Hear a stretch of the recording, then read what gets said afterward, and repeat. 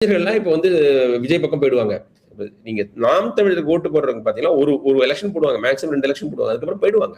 எல்லாருக்கும் ம். மெச்சூரிட்டி வந்துரும். தெரிதல் இது தெளிவு வந்துரும். அரசியல் புரிதல் வந்துரும். அதுக்கு மேல ம். அவங்க இருக்க மாட்டாங்க. நம்ம எல்லாருமே சின்ன வயசுல நாம் தமிழருக்கு எல்லாருக்கும் ஒரு அட்ராக்டிவா தோணும் பாக்குறதுக்கு. ஏதோ ஆஃபர் பண்றாருப்பா, நல்லா பேசுறாருப்பா. அப்படியே வந்து எல்லாத்தையும் புட்டு புட்டு வைக்கிறேன். ஏன்னா அவர் குடுக்கறது ரொம்ப சிம்பிளிஸ்டிக் சொல்யூஷன். ரொம்ப சுலபமான சொல்யூஷன்ஸ். அதெல்லாம் வந்து நாட் பாசிபிள். வந்து இந்தியா மாரி ஒரு பிராக்டிகலுக்கு செட் ஆகாது. பிராக்டிகலா ஒர்க் அவுட் ஆகாது. தமிழ்நாடு வந்து ஒரு ஒரு கண்ட்ரி மாரிங்க. 8 கோடி பாப்புலேஷன் இருக்குது. அவர் சொல்றதெல்லாம் நடைமுறைக்கு சாத்தியமா?